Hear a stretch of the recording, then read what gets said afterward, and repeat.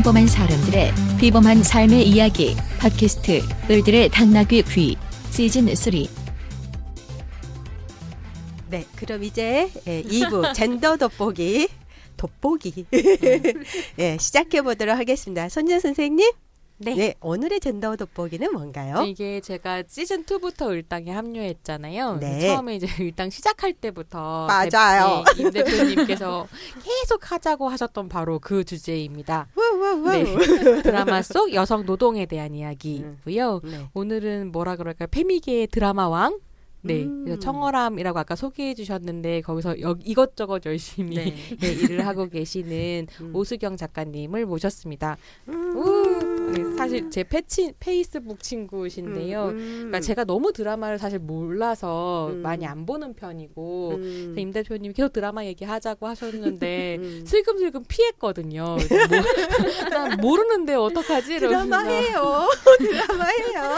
그래서 막 이제 그런 고민을 막 하긴 해야 될 텐데 그래서 어떻게 할까 고민하던 차에 그 오수경 작가님 페북에 드라마를 되게 많이 보시고 보시는 족족 이렇게 평 같은 걸 올리세요. 감상을 올리시고 그러셨구나. 미녀여서 그래서 젠더의 관점에서 드라마에 읽는 글들을 좀 매우 인상적으로 보면서 오늘 모시고 이제 네. 드라마 속 여성 노동에 대해서 이야기를 좀 들어봐야겠다 생각했습니다. 네, 오늘의 그래서 젠더 돋보기 주제는 드라마 속에서의 여성 노동. 예, 그 여성 노동이 어떻게 재현되고 있는지를 얘기를 할 건데요. 예.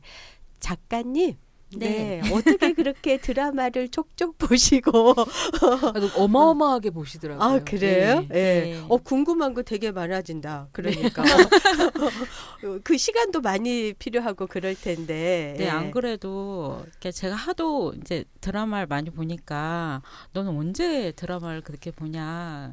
그러면 저는 책 읽는 시간쯤 돼서 드라마 본다고 이제 그렇게 얘기를 하는데 그냥 매일매일 그게 습관인 것 같아요. 좋은 습관 가지고 계시네요. 제가 집에 이제 딱 들어가면 이제 집에서 저는 일을 안 하거든요. 집까지 일을 가지고 하지 말자. 그래서 이제 집에 딱 들어가면은 씻고 이제 드라마 보면서 하루 일과 정리하는 게 제 습관이어서 그러니까 좀 잡식성으로 많이 보는 것 같아요. 일단 모든 드라마, 막장 드라마도 가리지 않고 되게 즐겁게 보고 있어요. 아니 그 드라마도 네. 집중해서 보려면 그 굉장히 피곤한 일인데 네. 언제부터 그렇게 드라마를 좋아하셨어요? 그러니까 제가 원래는 제 전공을 까면은 조금 그렇긴 한데 제가 문해창작을 전공을 했어요.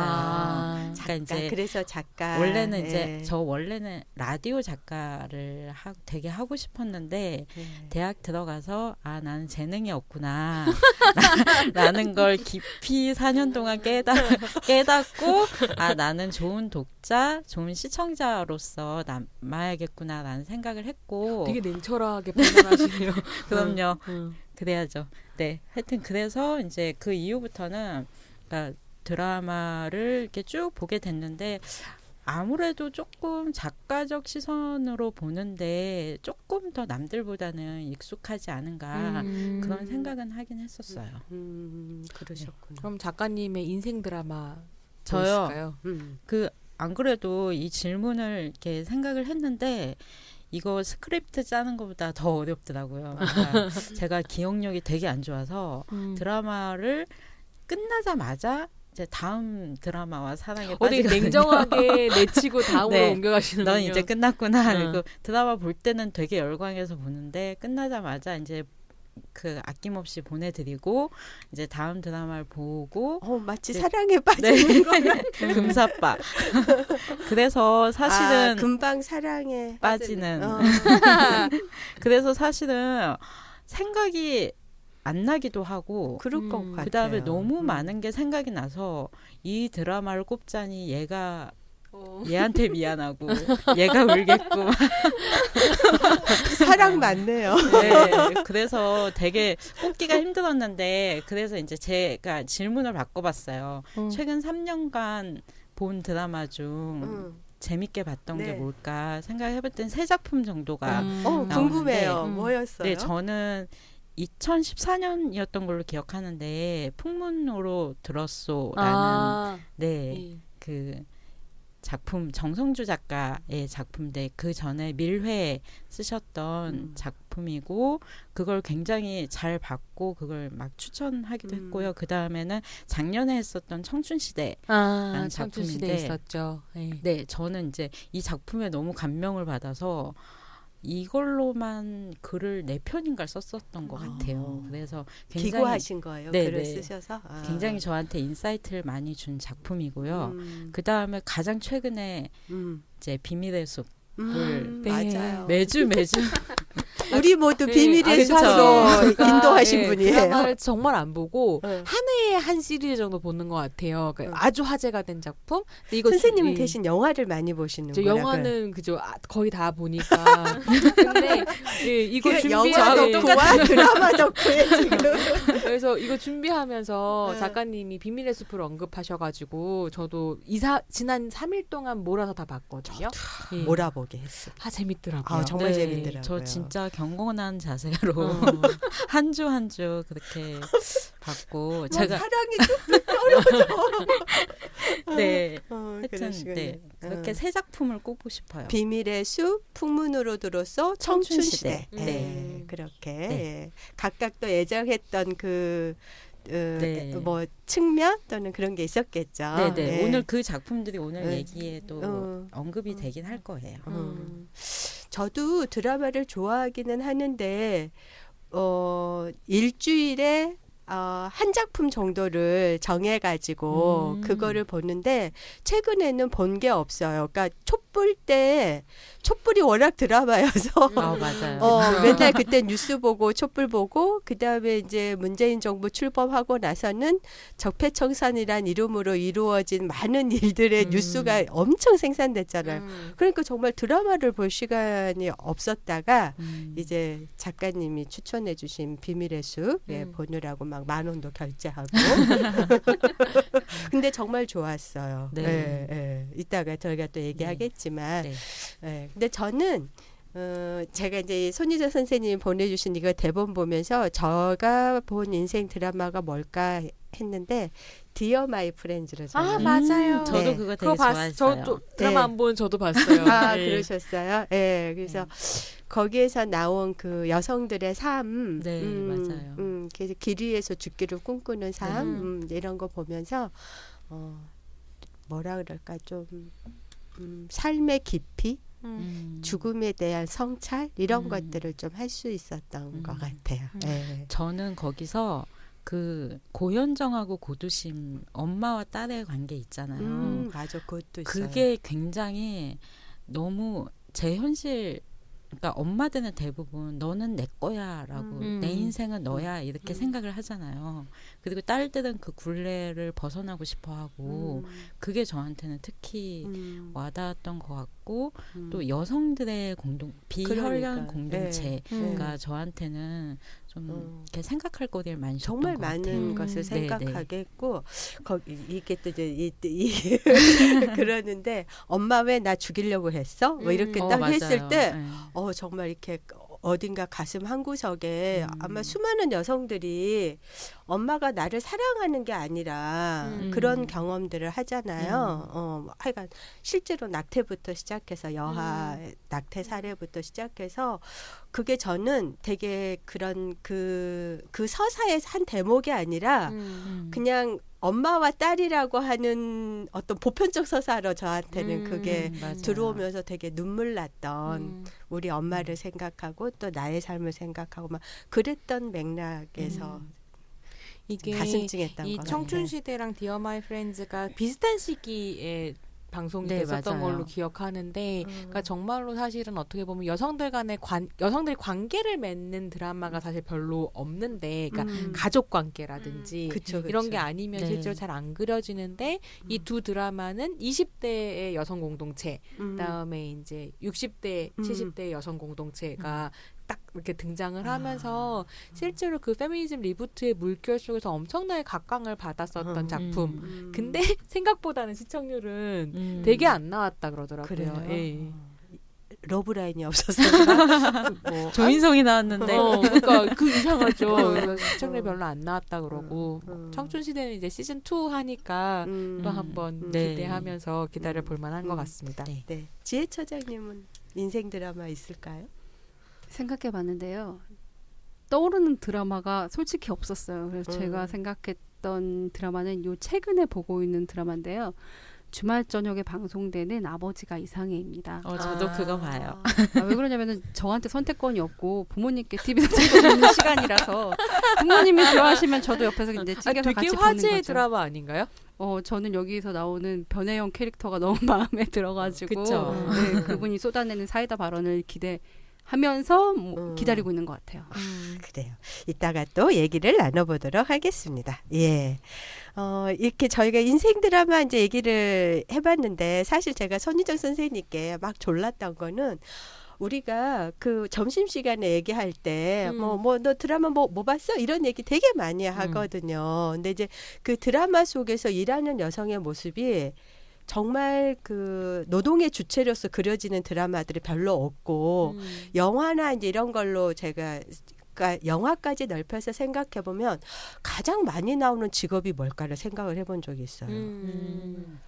여성들이 일하는 모습으로. 그랬더니 하나는 이제 저희는 가정관리사라고 부르는데 가사 도우미 그냥 사모님 하면서 스쳐 지나가는 그런 거거나 아니면은 성서비스 산업에 종사하는 정말 어떻게 생각하면은 하나는 여성이 육체적으로 일하는 거 하나는 여성의 몸으로 이렇게 아까 뭐 성기화된 여성 뭐 이런 얘기 했었는데 정말 이런 식으로밖에 안 될 때는 일하는 여성에 대한 상상력이나 이런 그것들을 가져갈 수가 없다. 시민권이라는 거는 사회적으로 관계 맺는 거는 직업을 통해서잖아요. 그래서 이제 손재 선생님을 계속 쫓아다니면서 내놔라 드라마 여성노동 내놔라. 이거에 대한 문제의식이 있어야 된다. 근데 왜 이런 비평이 없냐 막 이러면서 하게 되었고 이렇게 오늘은 또 좋은 작가 선생님을 모시고 저희가 얘기를 하게 되었습니다. 오늘 얘기를 어떻게 풀어가실 건가요? 이게 저도 고민이 되게 많이 되더라고요. 일단은 제가 그동안 드라마 구력이 좀 되는데 되게 많이 봤다면 많이 봤는데 이 여성과 노동을 연관지어서 문제의식을 가지고 보는 데는 너무 인색했다는 그런 생각이 들고 이제 지난번에 그 최지은 기자님이 출연한 이제 한남과 아재 엔터테인먼트 편을 들었는데 거기서 기자님이 모든 대중문화의 경향이라고 하면서 이제 그 남성 중심의 문화를 얘기를 하잖아요. 드라마도 마찬가지인 것 같아요. 그리고 이게 특히 드라마는 보다 더 대중과 친밀한 영역이기 때문에 그러니까 세태를 가장 민감하게 반영하는 장르이기 때문에 그러니까 지금까지 그 드라마 서사가 지금 소장님이 말씀하신 대로 뭐 이렇게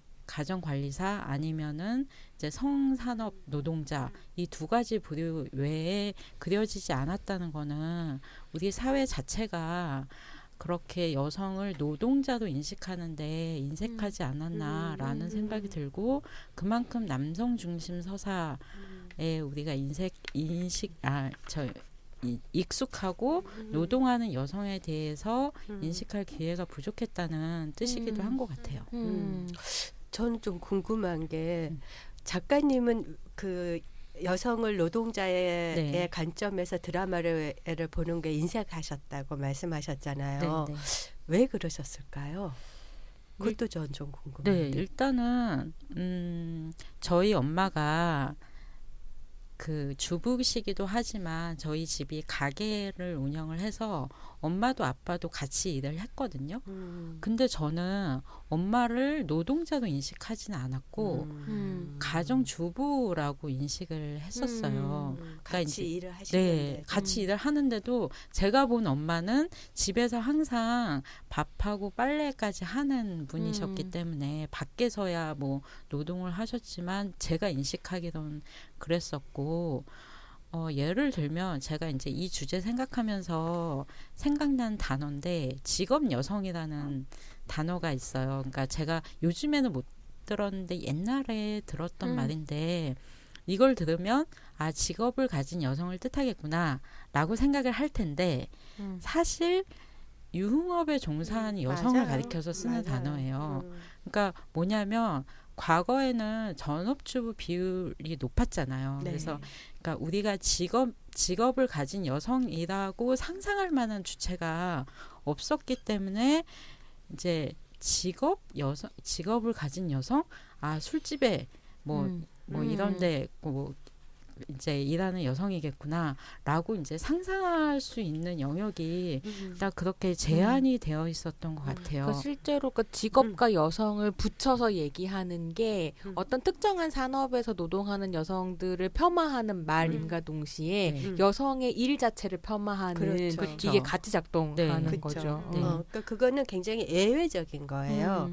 여성의 일은 사적인 가정 내에서 이루어져야 마땅하고 네. 그게 정상인 거고 돈을 벌러 나가는 거, 집 네. 밖으로 나가는 거 그거는 굉장히 예외적인 거고 그거는 정말 어떤 그 공적인 다른 여러 가지 일들에 별로 여성들이 없으니까 그거는 정말로 딱 여성들만이 하는 그런 노동으로서의 어떤 성산업에 종사하는 직업 여성이라는 맞아요. 이름으로 네. 예외적인 경우로 네. 된 거죠. 그래서 이제 어떤 질문이 생겼냐면 그러면 가사노동은 노동의 영역이 아닌 건가? 이제 이런 질문이 생기더라고요. 네. 그래서 그래, 그런 문제부터 얘기를 좀 해주실 건가요? 네. 그래서 이제 뭐 지금이야 뭐 가사 일에 노동이라는 단어를 붙여서 인식을 하지만 저희 엄마 세대까지만 해도 그렇지 않았던 것 같아요. 맞아요. 그걸 그러니까- 노동이라고 얘기하지 않았죠. 네. 그러니까 그걸 되게 잘 보여주는 드라마가 하나 있었는데 이제 그 김수현 작가 굉장히 유명하시잖아요. 그럼요. 대발이야, 대발이. 맞아. 그러니까 내가 그때서부터- 그 드라마를 안 보는데도 네. 그건 다 봤어요. 대발이라는. 네. 그러니까 김수현 작가님은 그 대바리 때부터 지금까지 일관되게 대가족 시스템에 맞아요. 관해서 이제 그리는 분이에요. 아까 저희 엄마 제가 독립하고 난 다음에 엄마가 어느 날 오더니 죽기 전에 한 번만 너랑 같이 다시 살고 싶다 이러시는데 이게 얻어 나온 맥락일까라 할 때 그때 드라마를 보고 계셨던 맞아요. 거예요. 그게 되게 행복하게 그려지거든요. 인생은 아름다워를 보고 계셨던 제가 거예요. 지금 그 제주도 그게 뭐였지 막 생각했어. 그 대가족을 꿈꾸시게 맞아요. 하는. 네.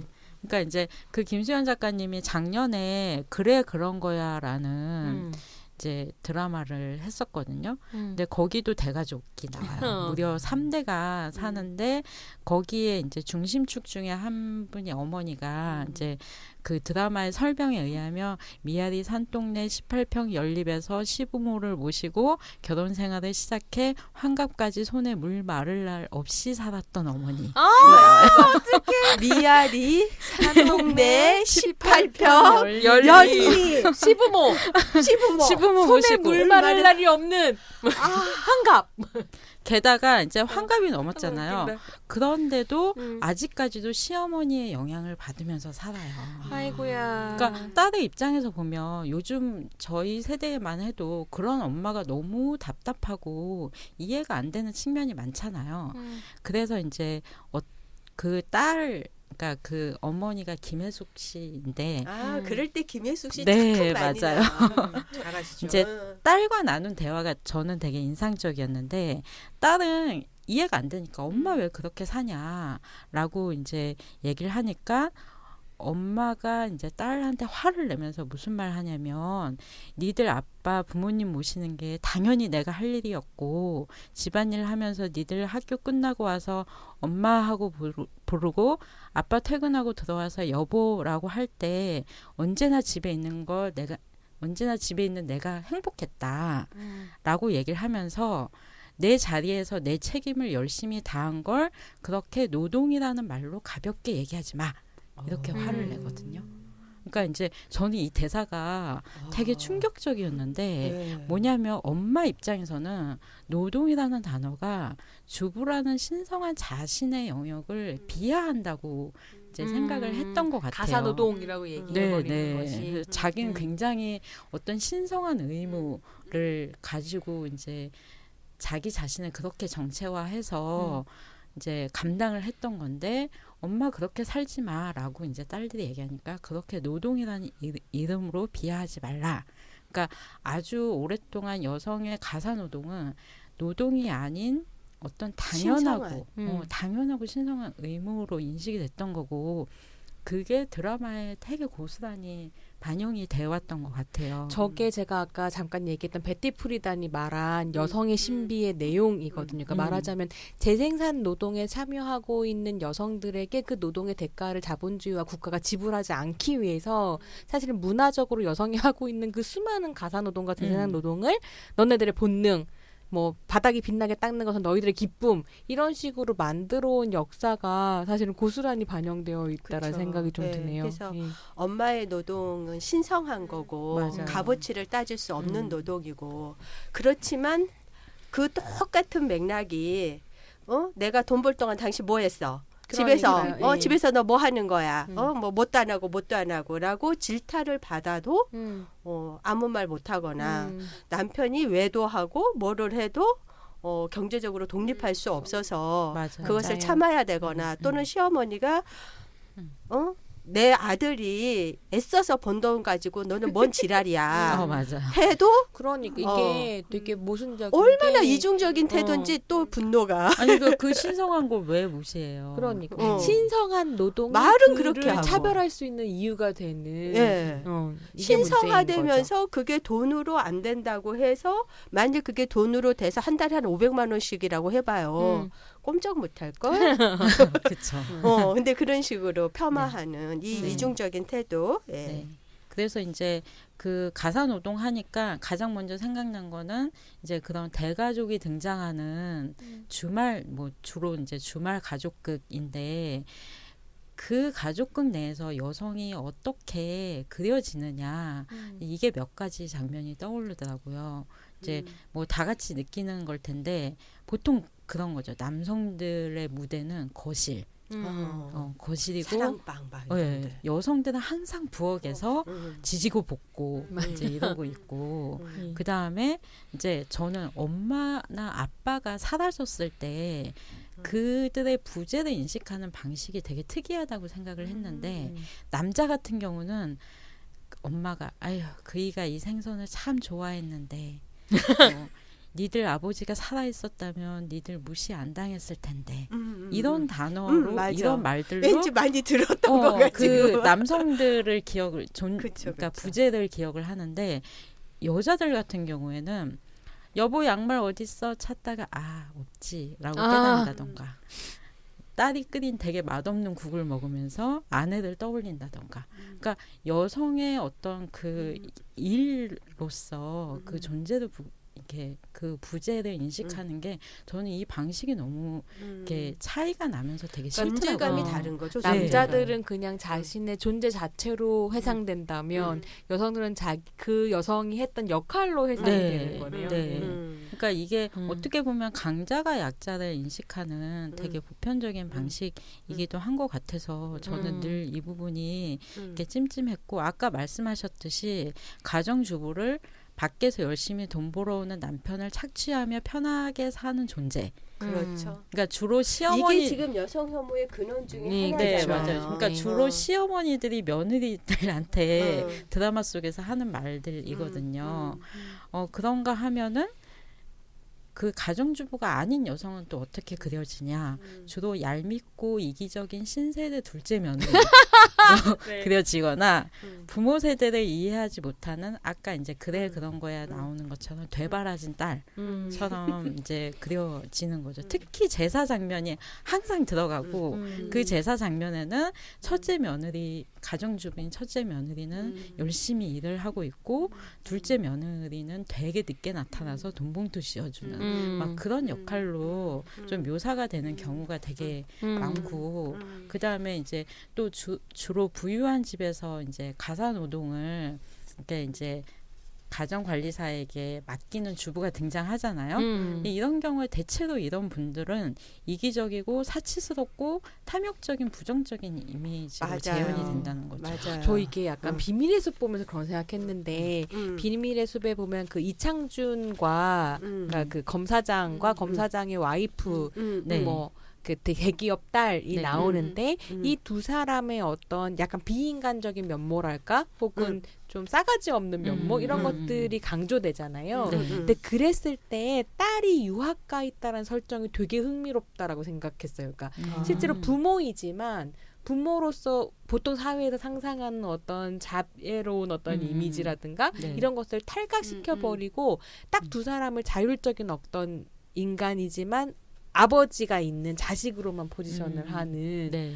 철없는 자식으로 포지션하는 이것 좀 재밌다고 생각했거든요. 그러니까 육아를 하지 않거나 가사를 돌보지 않으면 비인간적인 여성으로 맞아요. 그려지는 생활감이 없게 그려지죠. 집에서도 항상 굉장히 타이트하고 화려한 옷을 입고 그러니까요. 있다던가 이제 뭐 머리 집에서 우리 대체로 그렇게 있지 않잖아요. 머리에 뽕을 넣고 화장 풀 메이크업하고 있지 않은데 그렇게 그려진다던가 좀 그러니까 그 아직까지도 이제 그 이런 가족 중심의 드라마에는 그렇게 전형적인 그 구조가 형성이 돼 있지 않나라는 그런 생각이 드는데 요즘에 조금 변하고 있는 것 같기는 해요. 그러니까 최근에 그 아버지가 이상해라는 이제 지혜수장님 그 보시는 주말 가족 드라마 부모님과 함께 보시는 주말 가족 드라마인데 여기서는 아버지가 주로 이제 그 요리를 해요. 집안 살림도 되게 잘 하시고 되게 이상한 게 보통 아빠가 막 주방에서 요리를 하면 딸들이 뭐 제가 도울게요 막 이렇게 돕잖아요. 여기 딸들은 안 그래요. 그래서 저는 되게 마음에 들었는데 어쨌든 이제 여전히 이제 드라마 속 부모 세대는 아빠는 거실, 엄마는 부엌 이제 이런 이분법이 이제 존재하지만 그래도 이게 드라마에서는 좀 변하는 세태를 반영하려고 노력은 하는 것 같기는 해요. 저 그래서 좀 궁금했는데 그 아버지가 그래서 드라마 제목이 아버지가 이상해예요? 안 봐가지고 그 뭐지 동거와 관련해서 이슈가 그 드라마에서 동거 커플이 네, 나오잖아요. 네. 그래서 그거에 관련해서 이슈가 된 것만 보고 네. 실제로는 이제 드라마 자체는 안 봤는데 네. 대체 왜 제목은 아버지가 이상해인가? 네. 근데 아버지가 이상한 이유가 그러니까 부정적으로 이상한 게 아니라 아버지에게 사연이 있었던 거고 이제 그 사연을 중심으로 해서 풀어가긴 하는데 이 드라마가 되게 특이한 게 뭐냐면 부모님이 사이가 너무 좋아요. 이게 되게 그러니까 저희 엄마도 그걸 보시면서 그걸 되게 이상하게 생각하더라고요. 왜냐하면 부부가 사이가 좋은 것이 이상한 참 사이가 좋네 이렇게 얘기를 하는데 보통 되게 티격태격 싸우거나 아니면 굉장히 아버지가 이제 그 아내를 권위로 누르거나 그다음에 모든 의사결정 아버지 중심으로 돌아가거나 이렇게 하는데 여기는 그렇지 않거든요. 그러니까 가부장에서 좀 탈피된 새로운 아버지 상이어서 아버지가 이상한 그러니까 지금 생각하니까 되게 이중적인 제목인 것 같아요. 그러니까 드라마 속에서 일하는 여성이 어떻게 재현되는가 하고 저희가 살펴봤더니 거의 다 이제 그런 가족 드라마에서는 여성은 부엌, 남성은 거실에서 그게 이제 공적 주체로서 여성이 드러나지 않는다라는 거잖아요. 그런 사적인 영역에서만 머물고 있는.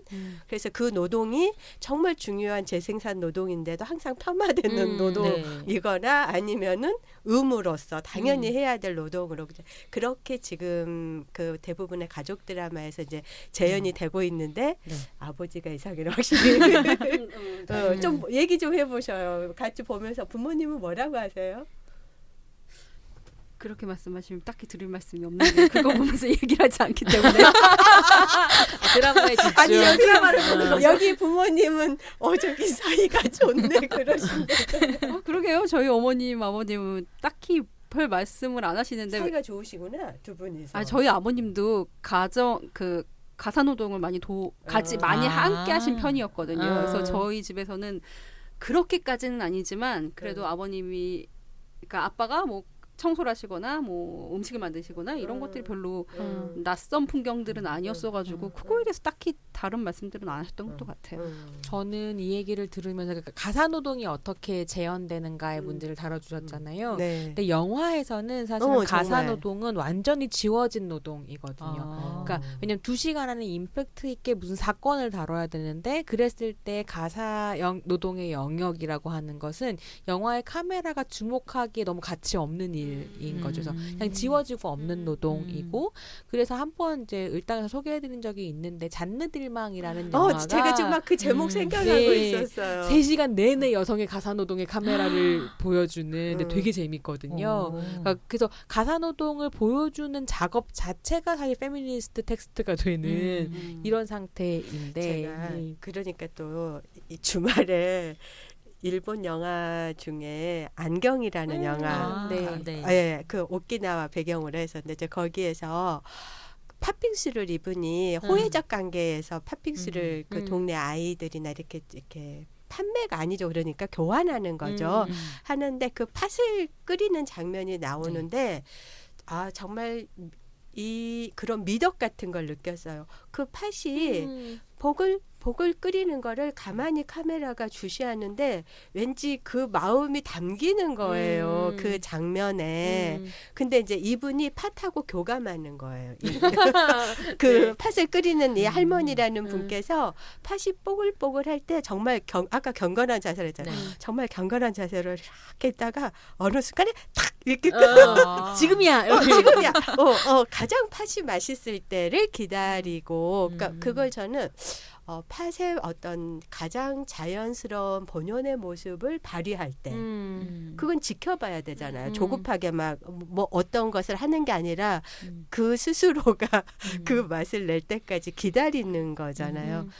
갑자기 그런 생각이 또 들었어요. 사실 근데 일본 영화에서 음식을 하거나 그러니까 뭔가 장인들이 무엇인가에 공을 들이는 그 노동에 대한 존경이 마음이 사실 또 일본 문화하고 한국 문화는 좀 달라가지고요. 그래서 일본 영화는 요리하는 영화가 굉장히 많고요. 그렇죠. 그 공들임 그 모먼트를 잡아내는 것이 또 예술성이기도 해서 살짝 맥락이 다를 수 있을 것 같긴 한데 그럼에도 불구하고 저는 약간 일본 영화에서 높이 살만한 부분들은 그런 세세한 노동들에게 존경을 표하는 법을 알고 그다음에 막 되게 빨리빨리 뭐가 바뀌지 않잖아요. 그런 영화들에서 다루는 것들이.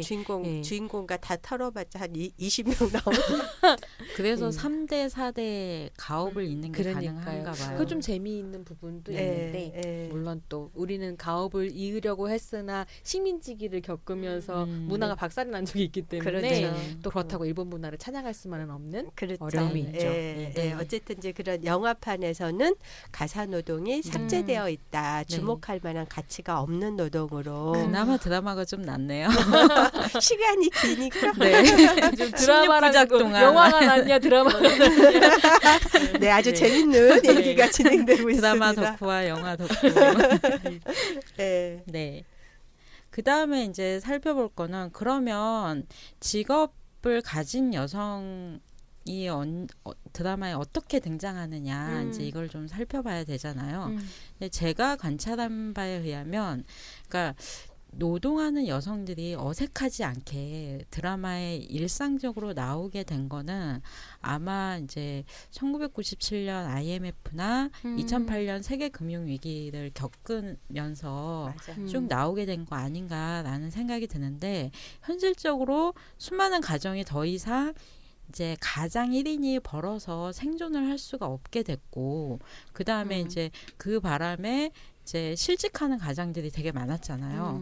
그래서 여성들이 어떻게든지 이제 그 직업 전선에 뛰어들 수밖에 없었고, 그 다음에 이제 또 그 사회가 변함에 따라서 이제 사회적 존재로서 자기 자신을 자리매김하고자 욕망하는 그런 여성 개인들이 등장하지 않았나 싶어서 이제 드라마에서는 뭐 맞벌이나 커리어 우먼, 뭐 이런 식으로 해서 노동하는 여성의 서사가 드라마에 본격적으로 이제 그 이후에 네. 등장하기 시작했던 것 같아요. 네, 근데 이게 저한테는 좀 재미있는 게 사실 을당하면서 몇 번 얘기했었던 것 같은데 영화 쪽에서는 90년대 이제 문화의 시대가 열리면서 여성들이 직업을 가진 캐릭터들이 이제 영화에 많이 나오거든요. 심혜진 말. 예, 심혜진이랑 최진실 이런 사람, 엄정화 이런 사람들로 대변되는 당찬 여성으로. 커리어를 이제 드러낼 수 있는 여성 캐릭터들이 꽤 많이 나왔었는데 IMF가 딱 터지면서 노동시장이 다시 남성 중심적으로 재편되는 과정에서는 영화에서는 여성 캐릭터들이 싹 사라지고 전부 다 막 귀신, 유령, 뭐 질환을 가진 사람 뭐 이런 식으로 어떤 영화들이 있었어요? 공포 영화들로 사실 다 들어가거든요. 여성 주인공들이 이전에는 뭐 결혼 이야기라든지 미스터 맘마, 맞아. 네, 닥터봉 이런 식의 영화에서 이제 직장을 가진 여성들이 있었다면 IMF 직후로 넘어가게 되면 영화들이 싹 다 이제 남성 주인공 영화로 바뀌고 그래서 요즘에 이제 남성이 과대 재현되고 여성이 상징적으로 소멸되는 이런 현상이 IMF 이후부터 시작되는데 그래서 남자들이 활개치는 이제 한남 영화가 많이 만들어지는 반면에 공포 영화에선 거의 100% 주인공이 전부 다 여성이거나 여성 귀신. 그럼 혹시 막 그 고등학교에서 여고괴담은 1997년에 나오거든요. 근데 IMF 때 나왔다고 하기엔 IMF 이전부터 준비에 들어간 작품이었다고 할 수 있지만 실제로 그 여고괴담이 히트를 치면서 한국 영화에 이제 공포 영화 제2정성기가 오는데 그때 전부 다 주인공들이 여자 귀신들이었었던 거죠. 그리고 재밌는 건 이 여자 귀신들이 전부 다 또 모성에 포박되어 있는 거예요. 그래서 막 애를 잃어서 미쳤거나 뭐 아니면은 애를 지키기 위해 죽었거나 이런 이제 여성들이 막 등장을 하는 이런 재미있는 점들이 좀 있었죠. 예. 근데 이거를 이제 고민을 하면서 제가 떠올렸던 드라마는 98년부터 방송을 했었던 살펴보니까 100회 정도 했던데 6남매의 장미희 씨 있잖아요. 애들 들쳐매고 똑 싸세요. 똑 싸세요 하고 다니는데 그때 등장했었던 그 장미희 씨의 노동이라고 하는 게 사실은 몰락한 집에 아이들 6남매를 키우기 위해 엄청나게 고생하는 어머니의 노동이거든요. 그게 약간 지금 작가님 설명하신 IMF 이후에 여성들이 뭐 원하건 원하지 않건 열악한 노동 조건으로 내몰려서 일을 해야만 했었던 그 현실이랑 되게 맞닿아 있는 것 같아서요. 네, 맞아요. 우리가 이제 그 남성 생계 부양자 모델이라고 네. 하잖아요. 우리가 이렇게 낭만화된 그 이상적인 가족은 아빠는 이렇게 뭐 가족애로 밖에 나와서 열심히 돈을 버시고 엄마는 모성애로 현모양처로 하는 이 모델이 한국 사회에서 어떤 중산층의 모든 여성과 남성들이 꿈꿨던 맞아. 가족 모델이었다면 이제 그게 완전히 깨져 불가능해진 거죠. 불가능해진 거죠. 그리고 이제 여성들도 더 이상의 어떤 그런 남성의 수입에 의존해서는 살 수가 없구나라는 거를 근데 실제로 배운 그 거죠. 남성 가장이 가족의 생계를 부양하는 모델이라는 게 한국에서 실현된 게 70년대랑 80년대 잠깐이었고 이게 정말 재밌는 얘기를 들었는데 제 친구가 어렸을 때 저랑 동갑이니까 41 정도인데 아버지가 사우디에 가셔가지고 돈을 벌어온 걸로 가족들이 먹고 살았다는 기억을 갖고 있었던 거예요. 그래서 우리 집은 아버지가 그렇게 타지에 나서 고생하셨지라고 생각했는데 얼마 전에 엄마랑 카톡을 하면서 얘기를 하다가 야 니네 아버지 가가지고 적응 못해가지고 2년 만에 돌아왔어. 맨날 집에서 술이나 마시고 그 엄마가 다 돈 벌어하고 너네 학교 보낸 거야 라고 하셨다는 거죠. 그러니까 실제로는 그렇게 남성 가장이라고 하는 환타지가 잘 실현이 안 됐는데 그게 환타지다 보니까 사람들 머릿속에 그냥 그렇게 기억하는 그리고 실제로 엄마가 그렇게 했더라도 그것은 숨겨야 했어요. 그 맞아요. 환타지를 위해서 엄마의 노동은 가려져야 됐고 아빠의 길을 꺾으면 안 되기 때문에 그렇죠. 그런 노동의 주체로서 그럼 드센 여자 되는 거잖아요. 지가 돈 좀 번다고 유세 부리는 여자가 되기 때문에 남자의 길을 꺾어서는 안 되기 때문에 그거를 다시 은폐시키는 거였죠. 사실은. 그래서 더 여성의 노동이 드러나지 않은 가부장적인 질서가 굉장히 굳건한 거가 거기에 그랬던 있다고 것 생각이 같아요. 들어요.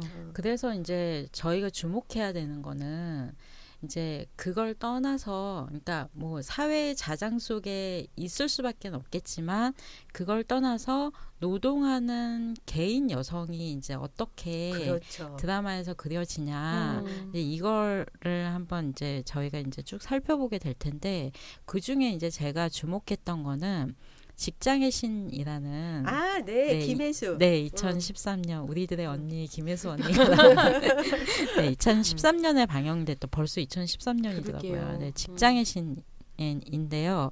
네, 이거 혹시 보셨나요? 네, 역시. 네, 저 지금 드라마 덕후임을 아우팅하고 있습니다. 저요.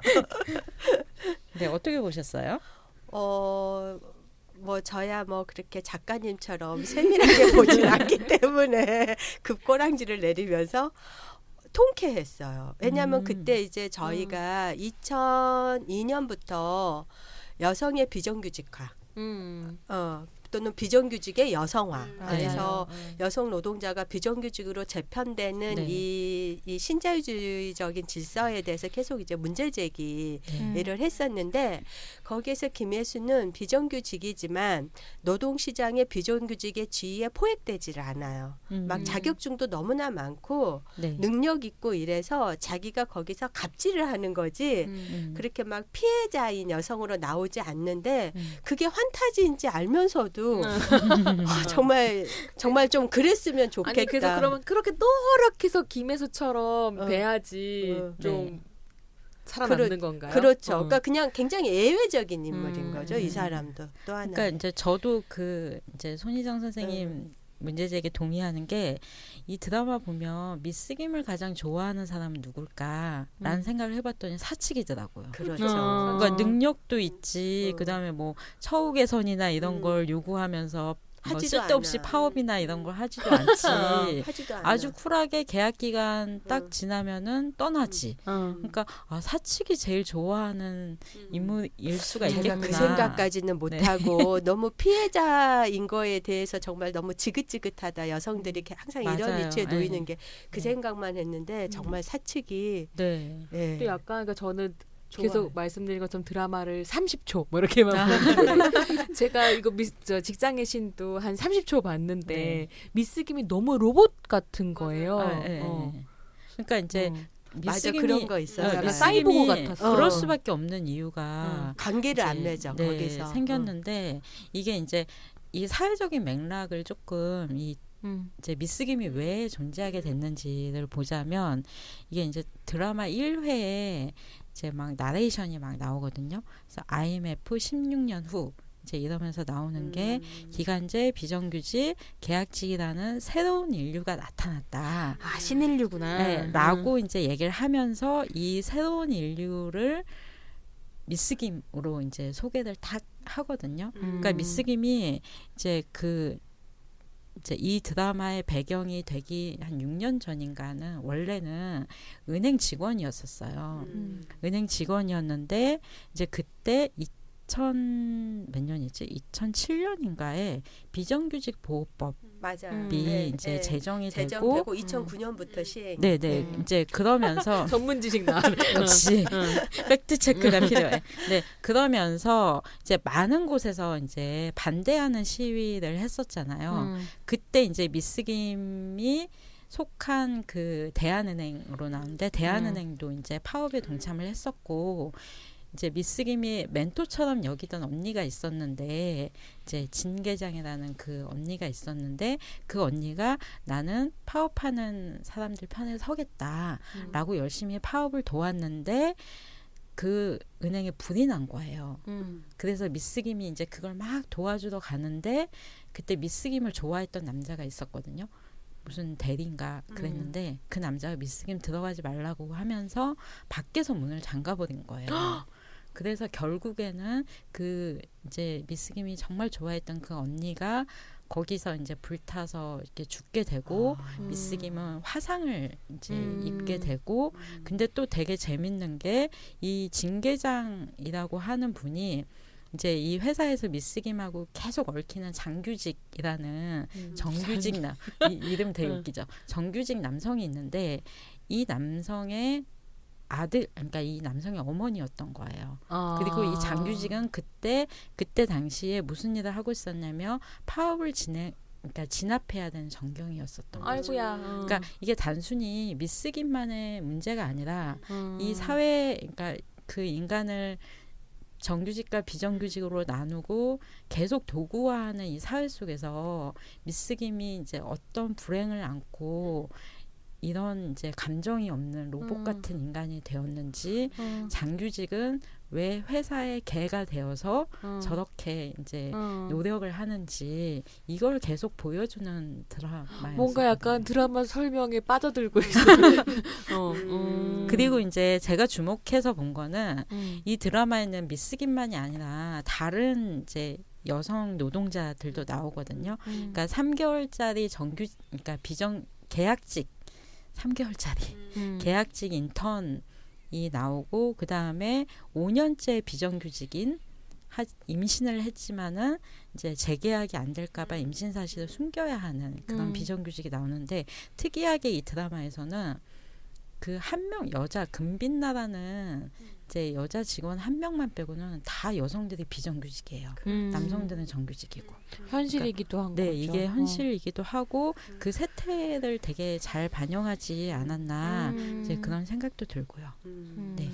그러니까 어떤 노동하는 개인 주체로서 이렇게 드라마 속에서 본격적으로 나온 게 IMF 이후에 이거 드라마는 좀 직장의 신에서 비정규직이 정말 비정규직의 여성화를 좀 표현해줬던 그런 드라마다라고 생각하시는 거네요. 그러니까 아까 말씀하셨듯이 미스 김은 굉장히 예외적인 케이스예요. 그러니까 우리가 다 미스 김처럼 170개 자격증을 따고 이렇게 슈퍼갑 비정규직이 될 수는 없잖아요. 그러니까 오히려 가장 이 드라마에서 현실적인 거는 3개월짜리 인턴 정주리나 임신한 사실을 숨겨야 되는 5년 계약직, 경력 계약직의 박봉희 같은 사람들이 박봉희. 이름도 되게 불쌍해. 정주리 박봉희. 정주리는 맨날 그 정을 주나요? 커피 심부름하고 막 그래요. 네, 허드렛 일을 하고 자기가 제안한 사업 계획서도 막 뺏기고. 정규직한테 뺏기고 막 이런 역할. 내가 본 30초에 그거 있었던 것 같아. 그 내용이었던 것 같아.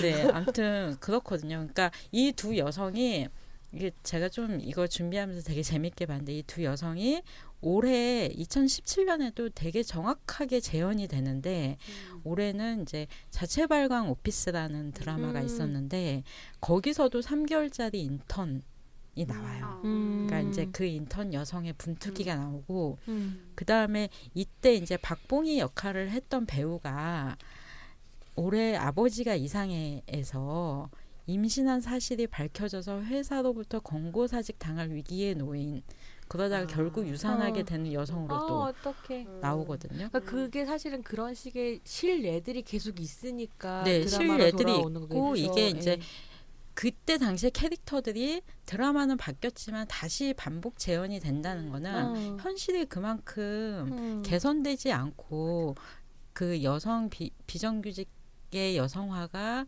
계속 꾸준하게 이어지고 있다는 걸 수도 비정규직 있죠. 비율이 남성이 비정규직인 비율보다 여성이 비정규직인 비율이 2배 정도이고요. 그리고 이런 계약은 쪼개기 계약해가지고 중소기업 그 진흥회였나 7번 쪼개기 계약해서 성희롱까지 있어가지고 그 자살했던 사건이 있었잖아요.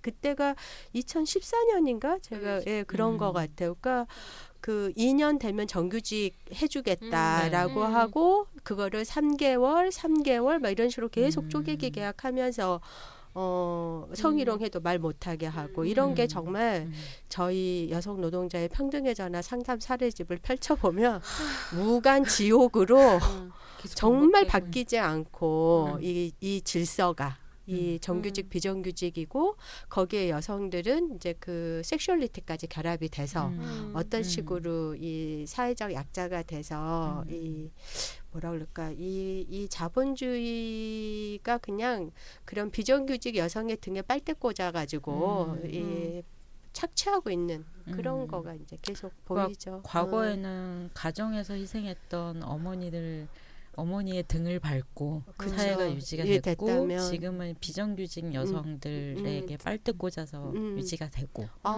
네. 오늘은 정말 이렇게 다 소름이야. 그렇습니다. 네, 예. 네. 네, 그래서 어쨌든 그러면 비정규직 여성들만 계속 나오는 건 아닐 거잖아요. 그렇죠. 그래도. 그건 예. 아니죠. 그러니까 이제 그러면 정규직 여성들은 어떨까라고 이제 생각을 해봤을 때 이제 2014년도에 했던 미생 그건 봤어요. 알죠. 보셨어요? 네, 미생도 다행이다. 봤어요. 예. 네.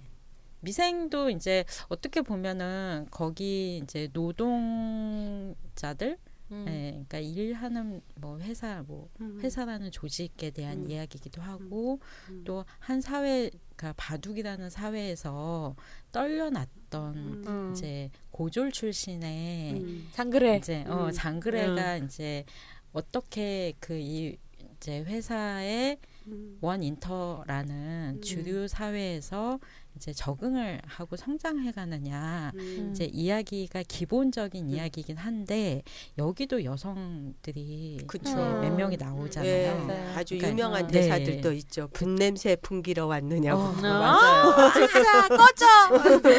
오늘도 꺼져를 외치면서. 그러니까 이제 우리 꺼져를 앞으로 계속 써야 될까봐.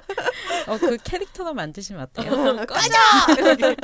네, 그러니까 거기에 그러니까 장글의 입사 동기가 3명이잖아요. 그 중에 유일한 여성 입사 동기인 이제 안녕이가 있고, 그다음에 능력 있는 워킹맘인 선차장 맞아요. 있고, 선차장 이름이 안 나오더라고요. 그다음에 잠깐 나오긴 하지만 되게 괴물 같은 재무부장. 되게 그 드라마 통해서 떴어. 무서운 뜨셨죠, 네, 그분. 황석정 그분.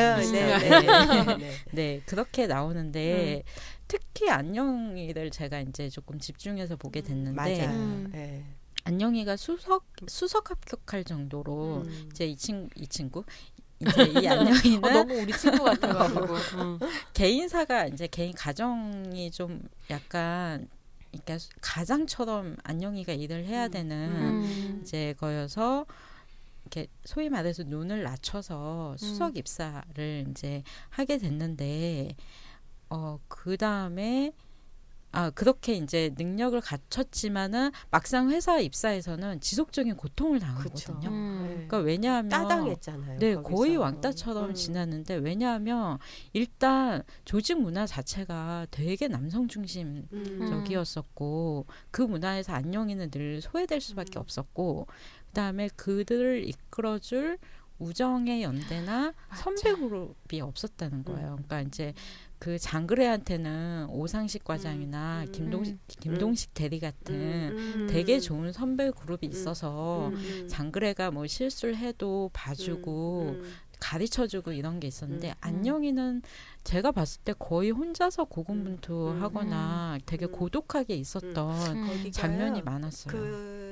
이제 그 실제를 막 구현했다고 되게 좀 그랬었잖아요. 그 직장을 따서 뭐 실제로 책상에 놓여 있는 서류덤이나 이런 것까지도 조사해서 뭐 작품 설치 미술 뭐 이제 이런 거 했다고 그랬는데 거기에 여직원들이 몇 명 있는데 정말 이름도 안 주어지고 역할도 안 주어지고 그냥 병풍인 거예요. 이런 소품으로 배치되니까 그러니까 안녕이는 같은 거기에 여성이 있다 하더라도 같이 뭔가 연대할 수 있는 사람이 없어요. 저는 이게 그러니까 사실 여성이 노동 현장에서 경험하는 것이기도 하지만 재현의 문제라는 생각이 들기도 하거든요. 그래서 아까 우리 녹음 시작하기 전에도 잠깐 얘기했지만 비밀의 숲을 보는데 전 너무 재미있고 이 드라마가 진짜 높이 살만한 드라마지만 그러니까 배두나는 다른 여성들하고는 아무하고도 관계를 사실 맺지 않고 혼자 엄청나게 고군분투하고 끌어줄 선배도 밀어줄 선배도 뭐 똑같다. 없는 지금 안녕이랑 똑같은 배두나나. 상태 똑같아요. 그러니까 자신의 뛰어난 능력 하나로 버티고 승부할 수밖에 없는 그래서 실제로 저는 비밀에서 보면서도 그러니까 그 황시목이 조승우가 연기한 황시목이 판타지 캐릭터라기보다는 약간 배두나가 연기한 그 경위가 네. 더 판타지 같은 네. 느낌이더라고요. 어쨌든 그 배두나는 두각을 나타낼 수 있었는데 음. 안녕이는 그렇지 못했다는 거죠. 음. 거기다가 이제 거기에 같은 여성인 그러면 선 차장이라는 사람이 멘토가 되어줄 수 있지 않느냐라고 생각할 수도 있겠지만 선 차장이 좋은 사람이긴 하지만 그분도 굉장히 불안한 위치의 워킹맘이었던 거죠. 그래서 지금 일가정 네. 양립하느라 죽을 맛인데 네. 지금 안녕이 언제 그렇죠. 끌어주고 네. 그러니까 본인도 되게 지에 불안한 또 위치죠. 못 찾아가지고 이렇게 막 민폐하듯이 막 보였잖아요. 네. 그리고 이제 또 안녕이가 이제 안녕이는 도대체 왜 그렇게 미움을 받았나 이제 생각을 해볼 때 능력이 일단 뛰어났던 거죠. 그래서 이제 남자 동료들이나 선배들을 되게 나쁜 쪽으로 자극을 이제 했던 거고 그 다음에 이제 그럴 경우에는 항상 그 여성을 후려치는 말들이 있어요. 맞아요. 그러니까 이래서 여자랑 일을 못하겠단 말이야. 막 진짜 여자들이 문제야. 그게 다 여자들이 의리가 없어서 그래. 막 이런 성차별적인 말들을 이제 뭐 하델이나 마부장이나 마부장 꺼져. 자 꺼져 한번 외치고 네 하여튼 이런 사람들이 계속 이제 그 안녕이를 계속 후려쳤고 안녕이는 그 상황에서 이제 장백기나 뭐 장근혜나 한성률은 하지 않아도 될 일들 있잖아요. 고분고분해야 된다던가 아니면 이제 한 번은 그런 에피소드가 나오잖아요. 바이어 만나는데 뽕 불어넣고 엉덩이에 뽕 넣고 이제 막 그렇게 어필을 해야 된다던가 이제 이런 일들이 있었고 또 유명한 장면이 생수통 드는 장면. 그놈의 생수통 진짜 그냥 이렇게 버튼 누르면 물 나오고 얼음 나오는 거로 바꿔달라고. 그러니까 안녕이가 생수통을 혼자서 들다가 실패하는 장면이 나와요. 근데 저는 그게 너무 이해가 안 됐던 게 저도 생수통 갈거든요. 저도 갈아요. 저도 네, 갈아요. 그러니까 저도 갈아요. 아니 저거 한번 들고 무릎에다 놓고 꽂으면 되잖아. 이제 이런데 안녕이는 그걸 못 하더라고요.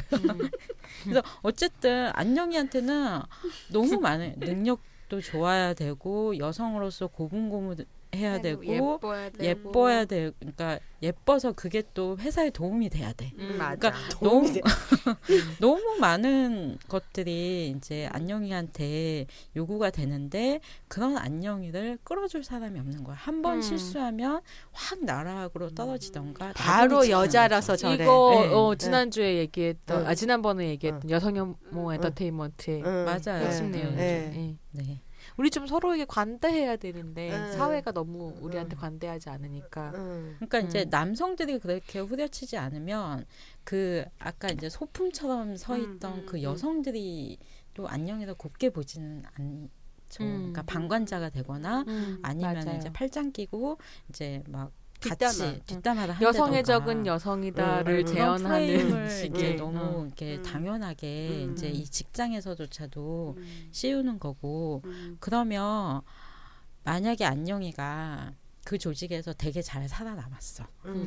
그래서 결혼도 하고 아이들 낳은 워킹맘이 된다면 좀 나아질까? 그럼 우리 이제 선 차장을 한번 보는 거죠. 그러니까 선 차장은 또 어때요? 눈물 나 진짜. 네. 그러니까 이걸 준비하다 보니까 이 여성의 서사가 왜 이렇게 지긋지긋한가 이런 생각이 드는데 선 차장은 회사에서 능력을 인정받지만 엄마로서의 역할도 훌륭하게 해내야 되는 이중 노동 현장에서 분투하는 여성인 거죠. 그래서 이제 중간에 아이가 아픈 에피소드가 나오는데 항상 아이가 아프면 그 이제 죄책감과 그다음에 시간을 투자해야 되는 몫은 다 여성에게 전가가 되는 거잖아요. 그래서 뭐 반차나 월차나 뭐 이런 거라도 이제 해서 아이한테 달려간다고 하면은 그러니까 애 없으면 안 된다고 얘기 나오죠. 애 없으면 이래서 애 있는 여성은 안 되는 거야. 이제 이렇게 나오는 거죠. 그러니까 뭐 이래서 여자랑 일을 못하겠단 말이야. 진짜 여자들이 문제야. 이런 얘기를 안녕이 때에서부터 들었던 얘기를 워킹맘이 되어서도 이제 듣게 되는 거고. 그러니까 그렇게 되면 사회적 성취마저도 평가절하가 되는 거예요. 그러니까 이제 손 차장이 아무리 뛰어난 이제 그러니까 뛰어난 능력을 발휘해도 그거는 계속 불안할 수밖에 없는 존재가 되고 변수가 항상 그 여성에게는 이렇게 꼬리표처럼 따라붙게 되는 거죠. 그냥 이런 비물질적인 게 아니라 그 집에서 남편과의 대화 또는 그 시부모와의 대화에서 정말 물질적으로 탄압하는 그러한 폭력적 언어에 선차장이 노출이 되잖아요. 맞아요. 애미가 또는 뭐 네가 얼마나 번다고 다들 아껴서 사는데 이거는 네 좋자고 하는 일 아니니 뭐 등등등 해가지고 맞아요. 그 여성이 정말 회사에서도 고군분투하고 눈치 봐야 되는데 집에 와서도 똑같이 어쩌면 더한 왜냐하면 여기는 기대치가 있기 때문에 가족에게서는 누구나 위로나 이런 걸 받아야 되는데 그런 걸 받지 못하는 그러한 모습으로 이제 계속 보여지게 되는 거죠. 맞아요. 그러니까 뭐 결혼을 하면은 또 그렇게 되는 거고 그럼 그럼 결혼하지 않고 그냥 커리어만 쌓아서 열심히 능력 있는 여성이 되자. 그러면 나아질까? 라고 생각을 했을 때는 또 이제 결혼하지 않은 그 이제 능력 있는 여성에 대한 편견이 있잖아요. 폄하. 네. 이기적이고 싸가지 없고 지만 알고 깐깐하고 드세고 비호감형 캐릭터로 이제 종종 그려지잖아요. 아니면은 막 노처녀 히스테리에 사로잡혀서 젊은 남성 직업에 몸을 탐한다든지. 맞아요. 저 여자 언제 그만두나. 저 여자 때문에 안 되겠다. 뭐 이런. 그리고 굉장히 남성화된 여성으로 이렇게 그려지거든요. 그러니까 여성이 그러니까 여성으로서의 자기의 정체성을 온전히 고유하게 지키면서 이 직업의 세계에서 살아남기가 굉장히 힘든 일인 것 같고 그러니까 노동 현장에서 여성은 노동하는 인간이기보다는 여성으로 우선 인식되는 경우가 너무 많은 거예요. 그래서 같은 직원이지만 결정적으로는 여직원이 되는 셈인 거죠. 제가 교육 다닐 때 그 쓰는 말이 있어요. 다들 아시겠지만 그와 그녀의 차이 아세요? 이런 거예요. 예를 들면 그의 책상에 가족 사진이 놓여 있다면 가정적인 사람이라고 얘기하겠죠. 가족을 사랑하고 굉장히 그런 가장으로서 책임을 다하겠구나 이렇게 이제 생각하는데 그녀의 책상에 가족 사진이 놓여 있다면 일 제대로 안 하고 그렇죠. 이 여자는 직장에 와서도 가족 생각만 하고 이리 갖고 무슨 일을 하겠어. 또는 뭐 그가 결혼을 한다면 일도 하고 가정도 보살피나요? 가장으로서 훨씬 더 열심히 열심히 하나요? 하겠다. 그녀가 결혼을 한다면 쟤는 또 정신이 팔려가지고 지네 가족만 생각하고 언제 그만둘까? 또 뭐 이런 것도 있어요. 그가 직장 상사와 저녁 식사를 한다면 일에 대해서 이야기한다. 업무적으로 일을 하겠지. 뭐 상사한테 잘 보여서 쟤는 승진 가도를 갈지도 몰라. 그녀가 직장 상사와 저녁을 한다면 연애한다.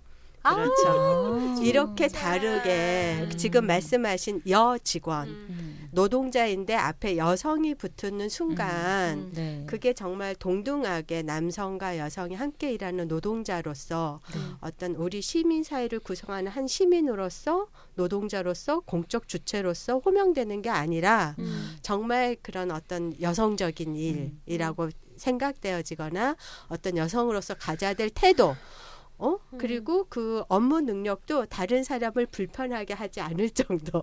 안녕이처럼 뛰어나면 안 돼. 막 러시아어 맞아요. 잘하고 막 이러면 안 돼. 어머 부장님 도와주세요. 이래야지.